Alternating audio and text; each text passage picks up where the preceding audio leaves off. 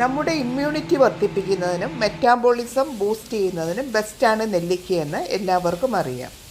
നെല്ലിക്ക അച്ചാറിൻ്റെ റെസിപ്പിയാണ് ഞാനിവിടെ ചെയ്യുന്നത്. Sandy George. എല്ലാവർക്കും എൻ്റെ ചാനലിലേക്ക് സ്വാഗതം.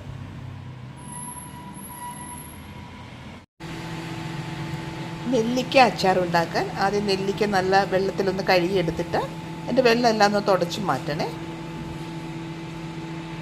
ഇനി നമുക്ക് നെല്ലിക്ക സ്റ്റീം ചെയ്തെടുക്കാം. സ്റ്റീം ചെയ്യുമ്പോൾ സ്റ്റീമറിൽ നല്ല വെള്ളം തന്നെ ഒഴിക്കണേ. ഈ വെള്ളം നമുക്ക് അച്ചാർ ഉണ്ടാക്കാനായിട്ട് ഉപയോഗിക്കേണ്ടതാണ്. ഒരു കറക്റ്റ് 10 മിനിറ്റ് സ്റ്റീം ചെയ്യുമ്പോഴത്തേക്കും നെല്ലിക്കയൊക്കെ വെന്ത് സ്റ്റീമായി വന്നിട്ടുണ്ട്. അച്ചാർ ഉണ്ടാക്കാനായിട്ട് ഒരു പാൻ അടുപ്പത്ത് വെച്ച് 2 ടേബിൾ സ്പൂൺ നല്ലെണ്ണ ഒഴിച്ചു കൊടുക്കുക. 1 ടീസ്പൂൺ കടുകിട്ട് പൊട്ടിക്കാം.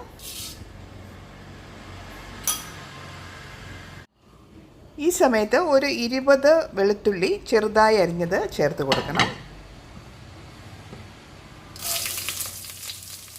ഇവിടെ തന്നെ ഒരു 1 ഇഞ്ച് നീളത്തിൽ ഇഞ്ചി ചെറുതായി അരിഞ്ഞതും കൂടി ചേർത്ത് കൊടുത്ത് 1 മിനിറ്റ് ഒരു ഗോൾഡൻ കളറാകുന്നത് വരെ വഴറ്റി കൊടുക്കണേ.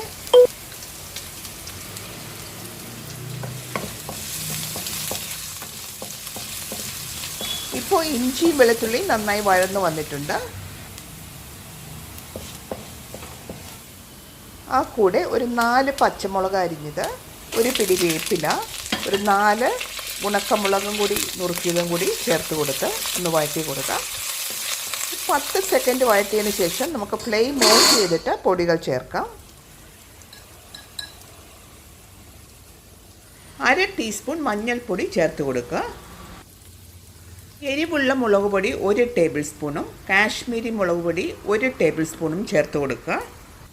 മുളക് പൊടി നിങ്ങളുടെ ആവശ്യത്തിനനുസരിച്ച് ഉപയോഗിക്കാം. ഞാനിവിടെ ഏകദേശം ഒരു 10-18 നെല്ലിക്ക എടുത്തിട്ടുള്ളൂ. അതുകൊണ്ടാണ് 2 ടേബിൾ സ്പൂൺ മുളക് പൊടി ചേർക്കുന്നത്. പൊടികളെല്ലാം കൂടി ആ പാനിൻ്റെ ചൂടിൽ തന്നെ ഒന്ന് ഇളക്കി പച്ചമണം മാറ്റിയെടുക്കാം.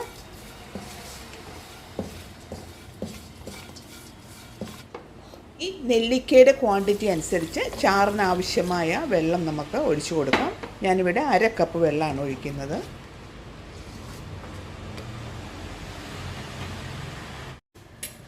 ഒരു ടീസ്പൂൺ ഉപ്പ് ചേർത്ത് കൊടുത്തിട്ട് ഗ്രേവി തിളപ്പിക്കുക.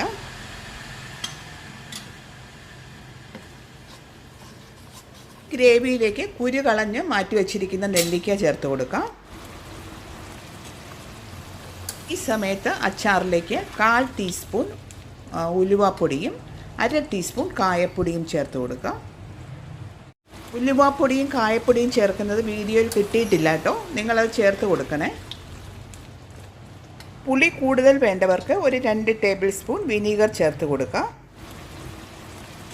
ഈ സമയത്ത് ഉപ്പ്, പുളി, എരിവ് എല്ലാം ചെക്ക് ചെയ്ത് എന്തെങ്കിലും കുറവുണ്ടെങ്കിൽ ചേർത്ത് കൊടുക്കുക. ഞാൻ ഈ അച്ചാറിന് 2 ടേബിൾ സ്പൂൺ നല്ലെണ്ണയും 1 ടേബിൾ സ്പൂൺ വിനീഗറും മാത്രമേ ചേർത്തിട്ടുള്ളൂ. അതുകൊണ്ട് ഞാൻ ഫ്രിഡ്ജിൽ വെച്ചാണ് അച്ചാർ ഉപയോഗിക്കുന്നത്. പുറത്ത് വെച്ച് അച്ചാർ ഉപയോഗിക്കണമെന്നുള്ളവർക്ക് വെളിച്ചെണ്ണയുടെ അളവും വിനീഗറിൻ്റെ അളവും കൂട്ടി കൊടുത്താൽ മതി കേട്ടോ. വിറ്റാമിൻ സിയുടെ ഉറവിടമായ നെല്ലിക്ക അച്ചാർ എല്ലാവരും ഉണ്ടാക്കി നോക്കണേ. അച്ചാറിൻ്റെ ഈ റെസിപ്പി എല്ലാവർക്കും ഇഷ്ടമായെങ്കിൽ ചാനൽ സബ്സ്ക്രൈബ് ചെയ്ത് സപ്പോർട്ട് ചെയ്യണേ. താങ്ക്